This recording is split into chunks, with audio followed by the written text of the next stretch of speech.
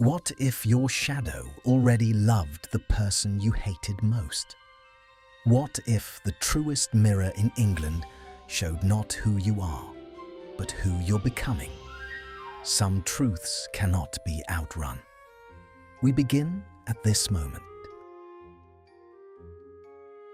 The 8th floor corridor had a particular kind of silence that autumn, the kind that held the memory of screaming. Hermione Granger had learned to walk through it quickly, eyes forward, but tonight her feet had carried her somewhere her mind hadn't agreed to go. She had come up only to return a book. That was the story she would have told anyone who asked. A single volume of restricted theory borrowed 3 days past its date, and she would not be the witch who let a library debt rot unpaid. But the restoration of the castle had rerouted half the upper passages, and the staircase that should have delivered her to the 3rd floor had instead breathed her out here, into a hallway she did not know, past doors that the war had sealed and the masons had not yet reopened.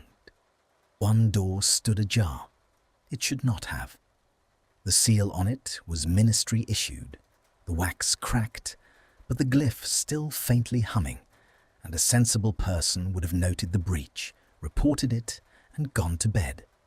Hermione was, by every account including her own, a sensible person. She told herself this even as her hand found the edge of the door and her shoulder leaned into it, and the wood gave with the soft, reluctant groan of something that had not moved in a long while. The room beyond smelled of dust and cold iron and the faint green sweetness of disuse, the scent old enchantments left as they thinned, like ozone after a hex, but gentler, fading. Storage. Crates stamped with the Hogwarts crest, furniture under sheets gone grey, the shrouded shapes of things the school had not decided whether to keep. Her wand light slid over them and found against the far wall something the sheet did not quite cover. A mirror. It stood nearly as tall as she was, its frame black wood carved into a tangle of thorns, and the cloth had slipped from its upper corner to bear a wedge of glass. The glass did not catch her light the way glass should. It seemed to drink it, holding the glow a half-second too long before letting it go. And Hermione, sensible, exhausted, 18 years old, and so tired of being afraid of rooms, crossed the floor to look. She had expected her own face, pale and wanting sleep. The mirror showed no face at all. Where her reflection should have stood, there was a shadow, not a silhouette thrown by candlelight. There was no light to throw it, but a darkness shaped like a woman, edges soft and breathing, the way smoke holds a form for a moment before it forgets. It was her. She knew it the way you know your own name in a dream. Every line of how she stood, the slight forward tilt of someone braced for an argument, the chin she could never quite make herself lower. Her essence, stripped of skin and history, poured into shade, and it was not alone. Beside her shadow stood another, taller, the set of its shoulders unmistakable to anyone who had spent 7 years memorizing the precise architecture of a boy's contempt, the languid, defensive grace of someone who had learned early that stillness could be a weapon. She knew that shape. She had been hexed by it, sneered at by it, had once broken her own knuckles against the jaw it belonged to. In the glass, her shadow and Draco Malfoy's stood close enough that the dark of them bled together at the edges. As she watched, frozen, her wand forgotten and tilting toward the floor, the taller shadow lifted a hand.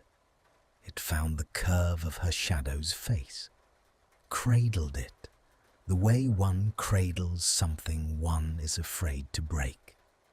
and her own shadow turned up toward it, unhurried, certain, with none of the rigid suspicion she wore like a second robe, turned up and rose onto the balls of its feet, and the two darknesses leaned in, and they kissed. It was not a chaste thing. It was the kind of kiss that had a history behind it, slow and deep and starved, two shadows folding into each other as though they had spent years apart and had finally stopped pretending. Hermione's wand struck the stone floor with a clatter that cracked across the room like a small bone breaking. The light guttered. The shadows did not. They held their kiss, indifferent to her horror, and she stood with her empty hand still half raised and felt the blood leave her face in a cold tide. Some distant, clinical part of her, the part that took notes during catastrophes, observed that her pulse had gone wild and useless against her throat. The rest of her could only stare and think with a flat, ringing clarity of true panic. That is not real. That is not real. I have never. I would never. He is. Get away from it. The voice came from the doorway, and it was not a shadow's. She turned. Draco Malfoy stood at the threshold with his wand already up, and his face the colour of the dust on the crates. And for one suspended instant, they only looked at each other. She with her hand still rising toward a kiss she hadn't given. He with the particular stillness of a man who had walked in on the precise nightmare he'd been guarding against.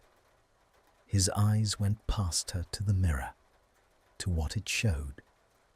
She watched the recognition land in him like a struck blow, watched his throat move once, watched the knuckles of his wand hand go white as bone. "Step away," he said again, and his voice had dropped to something low and ruined, the careful drawl stripped right off it. Hermione found she could not. Her feet had taken root in the cold of the floor. Malfoy. What is that? What is that? What did you... I didn't do anything. 3 quick strides, and he was past her, putting himself between her and the glass, dragging the fallen sheet up and over it with a violence that snapped dust into the air between them. The bared wedge vanished, the shadows with it. And only when the cloth had swallowed every inch of that black surface did he let out a breath that shook on its way out and turned to face her, and she saw, beneath the fury, beneath the fear, something she had no filing system for. He looked at her as though she were the catastrophe, as though she had walked into his dream. "You shouldn't be here," he said. "The door was open." "The door is sealed." "It was open, Malfoy. I didn't." She stopped, steadied, reached instinctively for the version of herself who won arguments, and found her hands were not quite steady enough to fool either of them. She pressed them flat against her sides. "What is that mirror?" He didn't answer. He stood with his back to the shrouded glass like a guard at a tomb, and the silence stretched between them, taut as a wire, until she could hear the castle itself, the settle of old stone, the far-off complaint of a staircase turning in the dark, rain beginning to tick against a window somewhere down the passage, like fingers asking to be let in. "It's a Malfoy thing," he said finally. "It's nothing to do with you. It had my face in it. It didn't have your face." A muscle worked in his jaw. "It doesn't show faces. That's rather the entire problem with it." She felt the floor of her certainty tilt. "Then what does it show?" For a long moment she thought he wouldn't say. He looked at her, really looked, the grey of his eyes catching her wand light, and holding it the way the glass had, a half-second too long. And something passed over his features that she would spend the next several nights failing to name. Not contempt, not even the cold civility that had passed for peace between them all term. Something closer to grief. "It shows what's underneath," he said quietly. "The thing a person is when they've stopped lying about it. My great-grandfather called it the truest mirror in England, and then he had it sealed away, because no one should have to see that. Not their own. Certainly not someone else's." His mouth twisted. "And it doesn't show the present, Granger. That's the other thing they leave out of the family stories. It shows what's coming. The thing that's already decided, the way a river's already decided to reach the sea before it's halfway down the mountain." The rain found its rhythm against the glass down the hall. Hermione became aware that she had wrapped one hand around her own opposite wrist, that her thumb was pressing into the pulse point there, as though she could hold it still by force, and she made herself stop. "You're telling me," she said, and was furious to hear how thin her voice had gone. "That mirror showed me a thing that's coming. I'm telling you to forget what you saw. It showed me us." The word came out before she could stop it, and it changed the air in the room. Us, a syllable that had never once in 7 years belonged in a sentence about the two of them, and now hung there, impossible, refusing to fall. She saw it strike him, saw his composure crack along a hairline fault he'd spent the whole war learning to hide. "Malfoy, it showed me you and me, and we were. I know what it showed." Each word came clipped, bitten off, his control returning piece by piece as he forced it back into place. And yet, his hand, the one not gripping the wand, had risen unconsciously toward her, toward the space between them, before he caught it and let it fall. "I've had this mirror in my keeping for 1 week. I've looked into it exactly once, and I have been trying every night since to understand why the cleverest curse breakers in 3 centuries all wrote the same warning in the margins of the same book. She should have left. Every sensible instinct she owned was screaming the same single syllable, 'Go.' Instead, she heard herself ask, very softly, into the dark and the dust and the patient rain, 'What warning?' And Draco Malfoy looked at her across the small, charged distance of a forbidden room, his jaw tight and his eyes wide and afraid in a way she had never once been permitted to see. And he said, 'That it cannot be wrong. That whatever the glass shows you, however much you hate it, fighting it only carries you there faster.' His voice dropped to almost nothing. 'And it showed you, Granger. It's been showing me your shadow for 7 nights, and I burned the page, and I sealed the door, and I told myself I'd misread it.' His hand tightened on the sheet until his whole arm trembled with it. 'And then you walked in. Tonight. The one night I came back to be sure.' Outside, the rain came harder, drumming the ancient glass as if it meant to break it, and neither of them moved, and neither of them looked away, and the shrouded mirror at his back held its terrible patient dark like a held breath. Neither of them dared release. She did not sleep. The dormitory breathed around her. Parvati turning in her dreams, Lavender's quiet sighs, the curtains stirring where the window never quite sealed. And Hermione lay on her back with her eyes open to the canopy and watched the shadows the moon laid across the fabric and could not stop seeing the other ones. The two darknesses leaning in. The certainty in the way her own shape had risen to meet his. There had been no hesitation in it. That was the part that had crawled under her skin and would not be dislodged. Not that the mirror had shown her a kiss, but that it had shown her wanting one. Her shadow had not been taken. It had reached. By the grey of dawn she had constructed a defence, because that was what she did with things that frightened her. She read them, she catalogued them, she dismantled them into parts small enough to hold. A mirror was an object. An object obeyed laws. Laws could be understood, and what could be understood could be undone. She would not spend the rest of her life flinching from a piece of enchanted glass in a Malfoy attic. She would learn exactly what it was, exactly how it worked, and exactly how to prove it wrong. And then she would never think of it again. This was the lie she carried down to breakfast, and it lasted until she saw him. He was at the Slytherin table, alone at the end of it, the way he sat at the end of everything now. A boy in a green-trimmed robe eating nothing, turning a cup of tea in his hands without drinking it.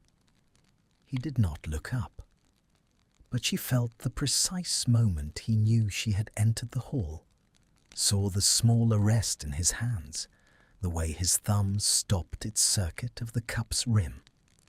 And she understood, with a lurch she resented, that he had not slept either. There were violet shadows beneath his eyes, and the careful arrogance he wore like armour had gone thin enough that the exhaustion showed through it. She did not go to him. Of course she didn't. She sat with Harry and Ron and Ginny and let their easy noise wash over her, and she nodded at the right places, and the whole time she was aware of the distance across the hall, the way one is aware of a sore tooth, a low, insistent pressure she could not stop probing. It was Harry who said, around a mouthful of toast, "You've gone all funny. I'm tired." "You're never tired. You're industrious." He frowned at her, and there was the old worry in it, the thing the war had sharpened in all of them, the reflexive checking that the people you loved were still whole. "Hermione, what is it?" And she nearly told him. The words were right there. "I saw something in a mirror, and I can't make it not be true." And she felt the shape of how the telling would go. Harry's face hardening, the protective fury. What was Malfoy doing with a mirror like that? Why were you alone with him? She felt how it would take the thing out of her hands. How it would become a problem to be solved by other people, by professors, by the ministry, the seal reported, the mirror confiscated, the matter closed. The matter closed. "Nothing," she said, and watched herself choose it. Just a strange dream.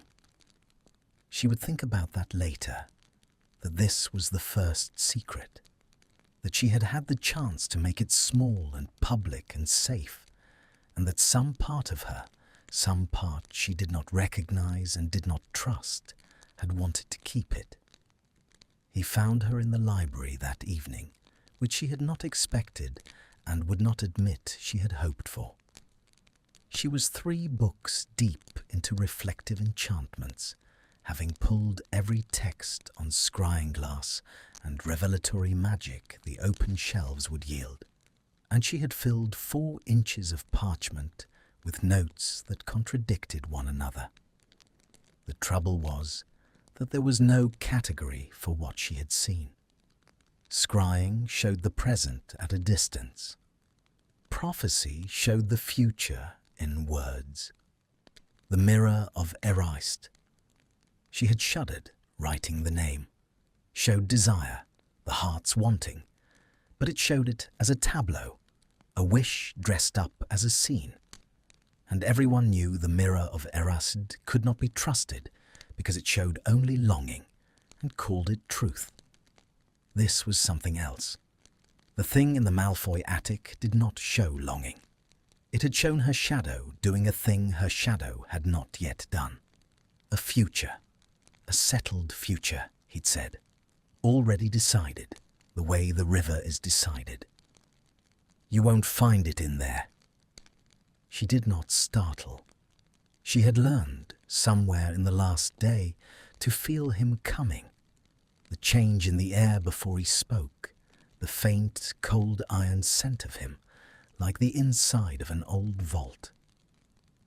He stood at the end of the table with his hands in his pockets, and his expression schooled into the blank civility he wore in public. But his eyes went straight to the books, read the spines, and something in his shoulders eased a fraction to find her hunting the same ground he had. "You've looked," she said. It wasn't a question. "I've had a week's head start and a family library that doesn't keep its dangerous books on open shelves." He pulled out the chair across from her, slowly, watching her face for the refusal. And when it didn't come, when she only sat back and folded her arms and waited, he sat. The motion was careful, deliberate, a man lowering himself into water of an unknown temperature. The speculum umbrae, the shadow glass. There are exactly 4 reliable accounts of it, and 3 of them are in my house, and all 4 say the same thing. That it can't be wrong. She heard the bitterness in her own voice. "You said." "I said it can't be resisted." He leaned forward, and the candle between them threw his face into halves, gold and dark. "Those aren't the same thing, Granger, and the difference is the only thing I've found in 7 nights worth of damn. Listen." He pulled a folded paper from inside his robe. She recognized, with a small jolt, that he had brought notes of his own, that he had come here to work, with her, and the strangeness of it sat in her chest like a swallowed stone. "The glass doesn't show wishes. The mirror of Erast would have shown me." He stopped, and a faint colour touched the high arch of his cheekbones, and he chose his next words with the care of a man stepping between traps. "It would have shown me whatever I most wanted, dressed up to look like it had already happened. That's flattery. That's a mirror telling you a pretty lie, so you'll stand in front of it until you starve. The shadow glass doesn't flatter. It shows the vector, the direction a thing is already moving, not what you want. What's coming, given who you both already are. Then it's still a future." Her throat had gone dry. "You're describing a future." "I'm describing a trajectory." His hand had curled on the tabletop, the silver of his signet ring catching the candlelight. "A stone rolling down a hill has a future too. It's going to reach the bottom. But the future isn't fixed. It's consequent. It follows from what is. Change what is, and you change what's coming." She finished it before she could stop herself, and saw the thing pass between them, the shared shape of an idea, 2 minds arriving at the same place at the same instant. And it was so unlike anything that had ever existed between them that they both went still. For 7 years they had met only as opposing forces. To meet now as 2 people pulling the same rope toward the same hope was a kind of vertigo. "You think we can break it?" "I think," he said slowly, "that everyone who ever looked into that glass believed it was a sentence, a doom. They saw what was coming, and they ran from it, and they ran toward it, because they never thought to ask whether the thing it showed was a verdict, or a warning, a weather report.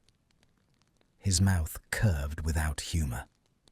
No one breaks a prophecy by believing it can't be broken. She should have laughed at him. A day ago, she would have.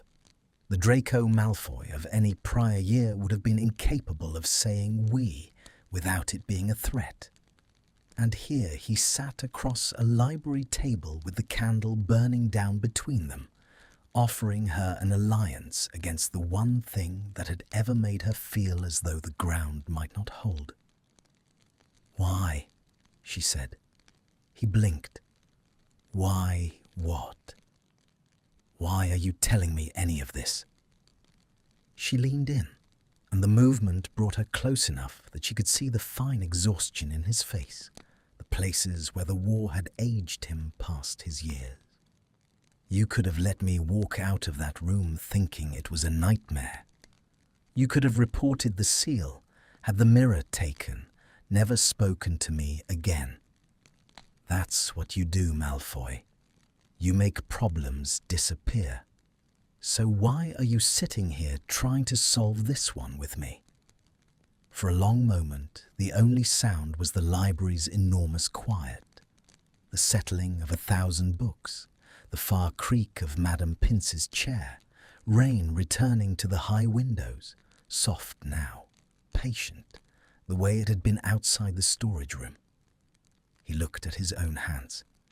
The signet caught the light again, the bite of cold silver against his pale skin, and she watched his thumb move once over the engraved crest, as if seeking reassurance from it, or apology. "Because I'm in it too," he said at last, very low.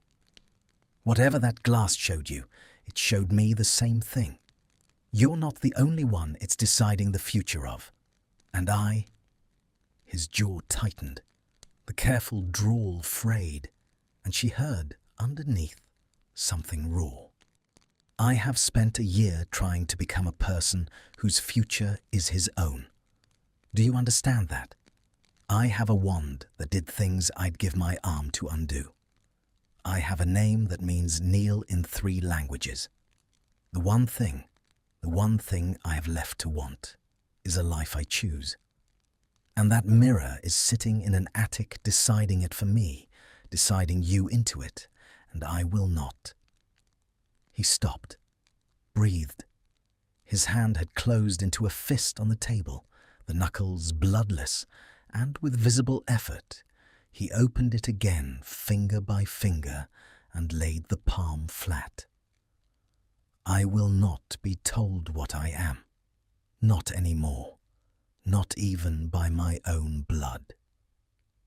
The candle guttered. In the swimming half-light, Hermione looked at him, at the boy who had tormented her childhood, at the man the war had carved out of him, at the exhaustion and the terror and the fierce, cornered dignity of someone fighting to be the author of his own life, and felt the architecture of 7 years' hatred shift beneath her, a single load-bearing certainty cracking and the whole structure groaning as it took the new weight. She did not hate him in that moment. That was the danger of it. She tried to find the hatred, reached for it the way you reach for a railing in the dark, and her hand closed on nothing. "All right," she heard herself say. His eyes came up. "All right what?" "All right, we break it." She pulled a fresh sheet of parchment toward her, and the dry tooth of it under her fingers was steadying, a thing she understood, a surface she could fill with reason. "Together, we find out exactly what it is and exactly what it needs, and we prove it wrong. We give it a future it can't predict." She uncapped her ink with hands that had finally, mercifully gone still. "But understand me, Malfoy. This is a problem to be solved. That's all. The moment it's solved, you go back to your end of the hall, and I go back to mine, and we never speak of it or each other again. Naturally, I mean it. I know you do. And there, just there, in the way he said it, in the faint and weary almost amusement that crossed his face, was the first thing she could not file. He looked at her across the candle as though he could see the lie inside the bargain, the same way he'd looked at her in the storage room, a half-second too long, as though he already knew that two people cannot set out to disprove a kiss without first holding the idea of it between them, turning it over, learning its weight. As though the surest way to walk toward a future was to spend every night bent over a table, fighting it side by side. She dipped her quill. "Tomorrow," she said. "Here, after supper, bring the accounts from your library." "Granger." She looked up. He had risen, and he stood for a moment with the candlelight pooling around him, and whatever he had meant to say seemed to leave him as he looked at her, the words simply going out, like a flame pinched between two fingers. Instead, he reached down and turned the spine of the topmost book toward himself, read the title, and set it gently back exactly as it had been, the gesture of a man who handled all knowledge as though it might detonate. "Nothing," he said. "Tomorrow." And he walked the length of the library and out through its great doors, and she watched the dark take him, and only when he was wholly gone did she let herself notice that her heart was beating too fast, and that her free hand had risen, without her permission, to press flat against the place where it knocked beneath her ribs, as though to ask it, very quietly, what on earth it thought it was doing. They met for 9 nights. It became, without either of them naming it, a rhythm. The long table in the library's farthest alcove, the one screened by a shelf of agricultural charms that no one ever consulted, where Madame Pince's lamp didn't reach, and the candle was their own to tend. He brought the Malfoy accounts wrapped in oilcloth, brittle pages in a hand 400 years dead, and she brought everything the school would surrender, and between them they built a wall of paper against the thing in the attic. The work was real. That was what she told herself, and it was even true. The Speculum Umbrae had a literature, sparse and frightened, and they read all of it. They learned that it had been forged, not made, that shadow glass required a death and a binding, and a willing soul to silver it, and that the Malfoys had stopped asking which of their ancestors had supplied which. They learned that it had been consulted 11 times in recorded history, and that 8 of those consultations had ended in the precise disaster the glass foretold, and that of the remaining 3, 2 accounts simply stopped, the writer's hand falling silent mid-sentence, as though the parchment itself had decided some things were better left unfinished. And the 11th. "There," Hermione said, on the 6th night, her finger pinning a line of cramped Latin. "Read it again." He leaned across the table to see, and his shoulder came near enough to hers that she felt the cool air he carried, the cold vault scent that she had stopped, somewhere around the 4th night, finding unpleasant. He read it under his breath, translating as he went, and his voice in that low register did something to the silence of the alcove that she chose not to examine. The glass showed unto them their ending, and they did not flee it, neither did they run toward it, but turned and looked upon one another, and chose. He stopped. Read it again silently, his lips moving. "And the silver went dark, and showed them nothing more, for there was nothing left in them that was hidden. The candle ticked. Somewhere beyond the shelves the castle settled into its night, a long timbered sigh, and rain. There was always rain that autumn. The sky, weeping out the summer's violence, laid itself against the windows in a fine, ceaseless veil. "And chose," Hermione repeated. "Chose what?" "It doesn't say." He sat back, and the loss of his nearness registered as a small drop in temperature she refused to feel. That's the trouble with all of it. Every account that ends well ends vaguely, as though the people who escaped the glass couldn't or wouldn't write down how. "Look." He pulled the oilcloth pages toward himself and spread 3 of them across the table, and his ringed hand moved between them, restless, the silver flashing. 8 failures, and they're meticulous. Pages and pages, exactly how the doom arrived, exactly which step brought it closer. The losers documented everything, but the 3 who got out wrote almost nothing.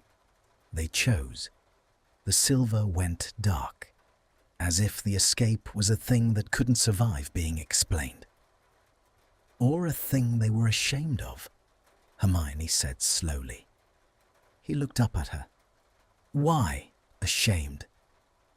She didn't answer at once. She had been turning something over for 3 nights, a suspicion she hadn't wanted to give words to, because giving it words would make it a thing in the room with them. But the candle was low, and the hour was late, and he was watching her with that grey, unguarded attention that she had come, against every instinct, to find she did not want to be without. "Because of what the glass shows," she said. "We keep treating it like a prophecy, a future, but you said it yourself. It shows what's underneath, the truest thing, the self a person is when they've stopped lying." She turned her quill between her fingers. "So what if the future isn't the point? What if the future is just the consequence?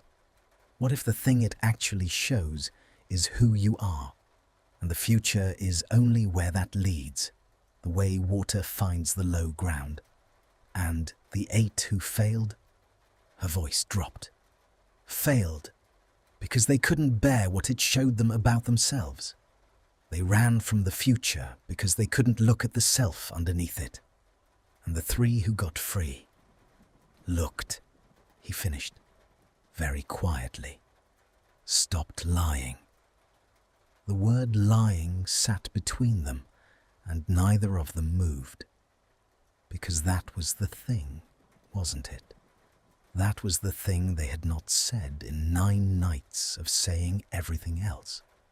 They had spoken of vectors and trajectories and bindings and silver, and never once of the actual image the glass had shown. The 2 shadows, the lifted hand, the kiss with a history behind it. They had built a wall of theory around it, precisely so they would never have to stand in front of the thing itself. And here, on the 6th night, Hermione had walked them both up to the edge of it without meaning to, and now they stood there together, looking down. "Granger." His voice had changed. "What did your shadow look like?" "Don't. I'm not." He stopped, started again, and his hand had gone still on the table at last, the ring no longer turning. "I've only ever seen it from the outside, the way it stood. I've never asked what you saw, what it felt like to look at." She should have refused him. The refusal was right there, the easy that's not relevant to the research, and she heard herself decline to use it. The candlelight pooled gold across the parchment between them, and the rain whispered at the glass. and the rest of the library lay vast and dark and empty around their small lit island. And she found she wanted, with a force that frightened her, to be known by exactly one person in the world, and that he was sitting across the table from her. "It wasn't afraid," she said. He went very still. "That's what I saw. That's what I haven't been able to stop seeing." Her own voice had gone strange to her, low and stripped. "I am afraid of everything, Malfoy. I have been afraid every day since I was 11 years old. Of failing, of dying, of not being enough, of being too much, of the dark, of the future, of—" She stopped, steadied.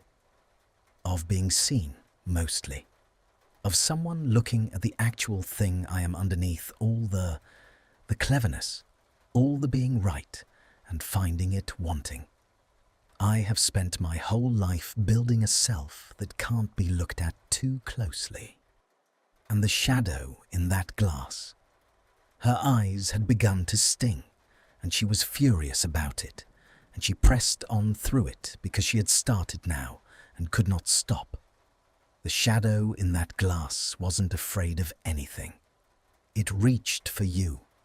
It rose up onto its toes, and it reached like wanting something was the easiest thing in the world, like it had never once in its life been ashamed of wanting. A breath that shook. "I've never been that, not for a single second, and I can't stop wondering what could possibly have to happen to me to make me her." The silence after was enormous. He had not moved through any of it. He sat with his hands flat on the table and his face open in a way she had never seen it, all the armor gone. And when he spoke, his voice came out rough, as though it cost him. "You want to know what I saw?" It wasn't a question. When I looked at mine, she nodded, not trusting her own voice. "I saw something gentle." His mouth twisted on the word, as though it were the most shameful confession he owned. "Do you understand what that—" "Granger, I have never in my life been gentle. I wasn't built gentle. I was built to be hard and cold and correct, to be a Malfoy, which is a thing you do with your whole body, every minute, the way you hold a wand. And I looked into that glass, and I saw a shadow with its hand against your face like you were the only breakable thing in a world made of stone, and it was holding you. And I have spent 7 nights trying to understand how that could possibly be me, because there is nothing gentle left in me. The war saw to that. I made sure of that." His knuckles had whitened again, gripping the table's edge now, and his next words came out almost too quiet to hear. "And the worst of it, the thing I can't burn out of my own head, is that when I saw it, I didn't recoil. I recognized it. Like the glass had reached into the bottom of me and pulled out the one thing I'd hidden so deep I'd forgotten I was hiding it. That somewhere under all of it there's a person who could be, who could touch someone like that, like it mattered, like they mattered." He stopped. The candle was guttering, the wax nearly spent, and in its failing light, his eyes found hers across the narrow, charged distance of the table, and neither of them looked away. And the thing that had been building for 9 nights stood fully formed at last in the air between them, terrible and undeniable, no longer a future in a mirror, but a pressure in the present, a magnetic insistence drawing the small space between his hand and hers closed by degrees neither of them would admit to. "This was the mistake," Hermione whispered. "What was?" "This. Talking. We were supposed to solve it. We were supposed to keep it a problem, an object, a thing made of laws. Her breath had gone shallow. The accounts. The 8 who failed, and the 3 who got free. We've been reading it wrong this whole time, Malfoy. The 8 who failed didn't fail because they ran. They failed because they kept circling it. They kept coming back to look. They put themselves in front of the glass night after night after night, telling themselves they were studying it, and every time they looked, they were choosing it, he said, and his voice had gone hoarse, bringing it closer. And we've spent 9 nights in a dark library, doing exactly. She didn't finish. She couldn't because his hand had moved. Only an inch, only the smallest closing of the distance, his fingers sliding across the wood until they nearly touched hers, stopping a hair's breadth short, near enough that she could feel the warmth of him against her skin without contact. A tension so taut it had a sound, a high silent ringing in the bones of her hand. She looked down at the space between their fingers. The candle threw both their shadows up the wall behind them, long and dark and leaning, and she did not dare look at what those shadows were doing. She kept her eyes on the table, on the hair's breadth gap, on the impossible nearness of his hand to hers, and she felt her own fingers tremble with the effort of not moving, of not closing that last small distance, of not doing the one thing 9 nights of careful research had been a wall against. And the rain came down, and the candle bent low, and neither of them breathed, and the gap between their hands held like the moment before a struck match catches, full of a fire that had not yet been allowed to exist.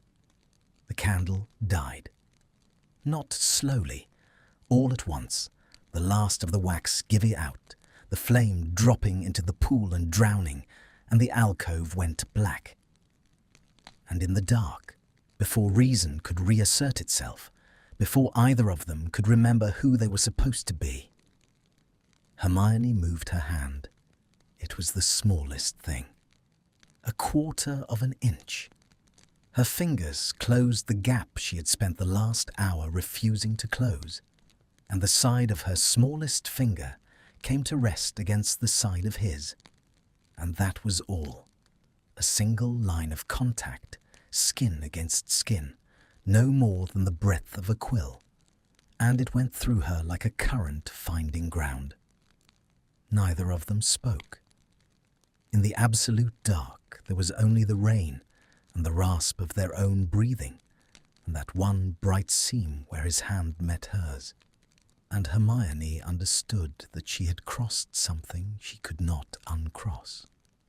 She had told herself for 9 nights that she was studying a problem. She had built the wall of paper and the wall of theory, and the wall of the moment it solved. We never speak again.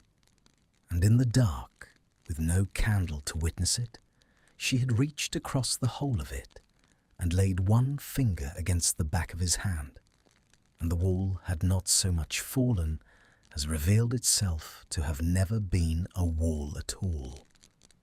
A curtain. A thing she had hung in front of the truth to keep from looking at it.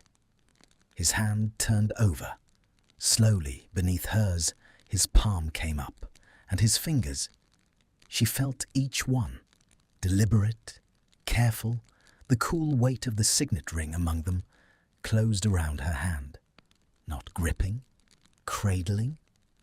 The exact gesture the shadow had made against the shadow's face, transposed now into living flesh in a dark library, and the recognition of it made her breath catch audibly in the black. "This is how it happens," she whispered. "Isn't it? This is what the glass meant. We're doing it right now." "I know." His voice came out of the dark very close, lower than she'd ever heard it. His thumb moved once across her knuckles, and the touch was so unbearably gentle that it confirmed everything he'd confessed. I saw something gentle, and I recognized it. I should let go. Yes. You should pull away. Yes. Neither of them moved. And then, because the dark was a kind of mercy and a kind of cowardice both, because in the absence of light they could pretend afterward that it had not entirely been them, Hermione felt his other hand rise and find the side of her face, and the world narrowed to that, to the cool pad of his thumb against her cheekbone, to the silver rings chill near her jaw, to the warmth of a palm that had no right to be tender, and was. She could not see him. She could only feel him leaning in, the cold vault scent of him filling the small space, his breath against her mouth, and her own body rising to meet it the way the shadow had risen onto the balls of her feet, reaching exactly as the glass had shown, and some far clinical sentinel in her mind screamed that this was the trap, this was the 8 who failed, this was walking straight into the doom while telling yourself you were only. She wrenched back. Her chair scraped, loud as a scream in the silence. She was on her feet, her hand torn from his, her wand out and lit before she decided to draw it, and the alcove flooded with white light that showed him still seated, frozen, his hand still half raised in the air where her face had been, and his expression, caught, undefended, naked with a wanting he had not had time to hide, struck her harder than any hex he'd ever thrown. "No," she said. Her voice shook. "No, that's exactly it. That's exactly what it wants. Don't you see? Every time we get close to it, we make it more true. The 8 who failed kept coming back to the glass. We're the glass now, Malfoy.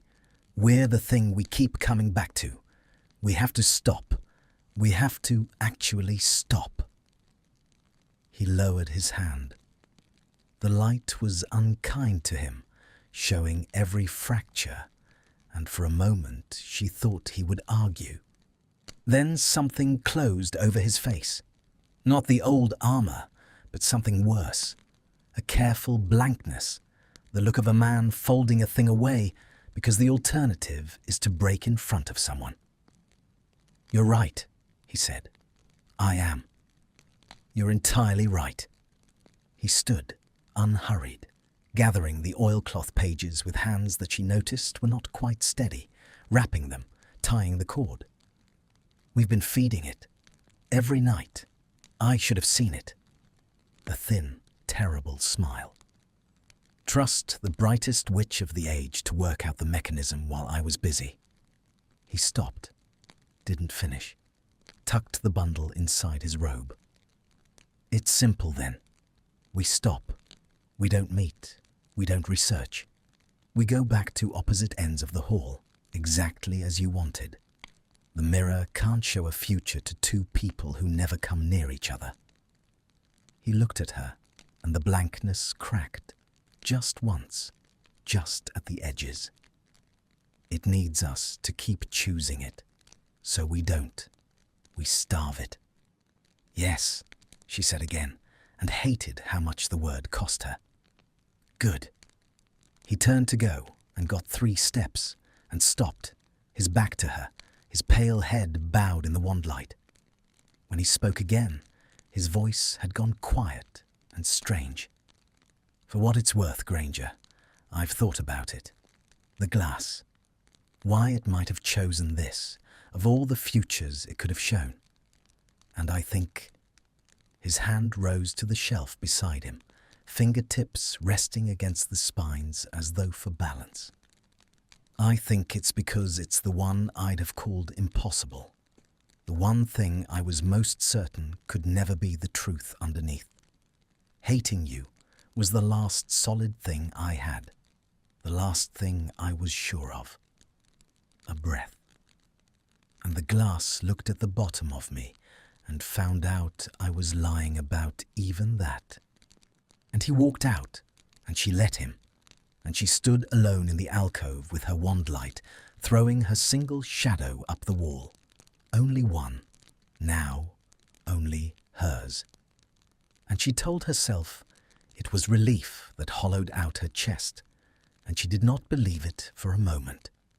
Stopping was its own kind of agony. She had thought it would be simple. Subtract the meetings, subtract the proximity and the feeling. For she had stopped pretending in the privacy of her own skull that it was anything but a feeling, would wither for lack of tending. Instead, it grew. It grew the way a held breath grows, the pressure of it mounting, and she discovered that not looking at someone is a far more consuming activity than looking. In the great hall, she knew exactly where he sat without turning her head. In the corridors, she felt him pass like a change in weather. In potions, 3 benches away, she was aware of his hands, the silver ring, the careful, precise way he measured powdered root, and she ground her own ingredients to dust and passed it, and had to start again. He did not look at her either. That was the worst of it. He had taken her at her word with a completeness that felt like punishment. He gave her the opposite end of every hall, the averted gaze, the studied blankness, exactly the famine they'd agreed to. And she had not known until she had it how much she had come to depend on the alternative, on being seen by him, on the 9 nights of being the only person in the world who knew what was under his arrogance and being known back. 5 days. She lasted 5 days. On the 5th night, the rain turned to storm. Real storm, the kind that shook the casements and threw the lake against its banks, thunder walking the grounds like something loosed. And she could not sleep, and she rose, and she told herself she was going to the library to return a book, the same lie that had started all of it, and she knew it was a lie, even as her feet carried her not toward the library at all, but up the moving staircases toward the 8th floor, toward the sealed corridor, toward the one place she had sworn never to go again. She told herself she only wanted to look at the mirror, to study it alone, without him, where it was safe, where the equation had only one variable. She told herself this all the way up, through the lightning that lit the windows blue-white and left the after-image of bare trees clawing at the sky. And she did not let herself notice that the mirror and him had become, in some sealed chamber of her heart, the same destination. The storage room door was sealed again. Properly this time. New wax, a fresh glyph, humming with a competence the old one had lacked. He had done it. He had come back here, alone, after that last night, and resealed the thing they'd agreed to abandon, and the sight of his handiwork stopped her in the corridor with her hand half raised. He had locked it. He had locked the mirror away and walked back down to his cold end of the castle and kept his word. And she was the one standing in a sealed corridor at midnight in a thunderstorm with her heart in her throat, the one who had broken, the one who couldn't stay away, and the understanding of it, the sheer humiliating clarity rooted her to the stone. "I knew you'd come." She spun. He stood at the far end of the corridor, where the shadows were deepest, and the lightning chose that moment to flood the passage white, and she saw him whole, soaked, his robe dark with rain, his pale hair plastered to his brow, a man who had also risen in the night and also climbed, who had also lied to himself about why, who had arrived at the same forbidden door from the opposite direction at the same impossible hour. The light died and left only the sound of the storm and the small gap of darkness between them, and his voice came across it, low and unsteady and wrecked. 5 days, he said. I lasted 5 days. I told myself I was only coming to check the seal. A breath that the thunder nearly swallowed. And then I saw you standing there, and I understood we were both going to keep lying right up until the moment we couldn't. And I am so tired, Granger. I'm so tired of pretending I don't. He stopped. The lightning came again, and in its white glare she saw him take one step toward her, and then another, the rain still running off him, his hand rising from his side as though it had a will entirely its own, and she did not retreat. She did not lift her wand. She only stood in the sealed and storm-lit corridor and watched him cross the distance she had sworn would never be crossed again. And the thunder broke directly overhead, and his hand reached the edge of her face. His hand stopped a breath from her cheek. She felt the warmth of it, the nearness, the same unbearable, not quite contact as the gap between their fingers on the table. And this time it was he who could not close it. His fingers hovered at the edge of her jaw, trembling faintly, and in the stormlight she watched the war move across his face, the wanting and the terror of the wanting, and underneath both the same hard-won discipline that had resealed the door and kept 5 days of distance. He had come all this way to do exactly the thing they'd forbidden, and at the final inch he could not, because she had been right, because every time they touched they fed the glass, and he had heard her, and he believed her, and the belief was killing him. "Tell me to stop," he said. His voice was barely audible over the rain. "You did, before, in the library. Tell me again, and I'll go. I'll seal myself behind a door at the other end of this castle, and I'll never... Just tell me, Granger, because I can't be the one who... I can't." The words came out of her broken. "That's the whole... I can't tell you to stop. I came here, Draco. I climbed 8 floors in a thunderstorm to stand in front of a mirror that ruins people. And I told myself it was for research. And it wasn't. It was never the mirror. It was..." Her breath caught. She had used his name. She heard it land in the small space between them. Draco, the first time in 7 years, and saw it strike him, saw his hand jerk an involuntary fraction closer to her skin. "I don't know how to want a thing and refuse it at the same time. I've never been any good at it. I want the answer, so I find it. I want to be right, so I work until I am. I've never in my life wanted something I wasn't allowed to have, and I don't know how to do this. I don't know how to stand here and not..." His hand closed the distance. His palm came to rest against her cheek, and the cold of the rain on his skin and the silver ring's chill bite near her ear was the most real thing she had ever felt, and she did not pull away. She turned into it. She let her face press into his hand the way the shadow had, and she heard him make a sound, low and wrecked, as though something that had been clenched in him for a very long time had finally been allowed to let go. "This is how it happens," he whispered, echoing her own words from the dark. "Every time. We swear we'll stop, and then we... I know. And the glass is right there, behind that door, getting what it wants. I know. And yet his thumb moved across her cheekbone, slow, reverent, learning the shape of her, and her own hand had risen without permission to rest flat against his chest, over the rain-soaked robe, over the hard, frantic knock of his heart.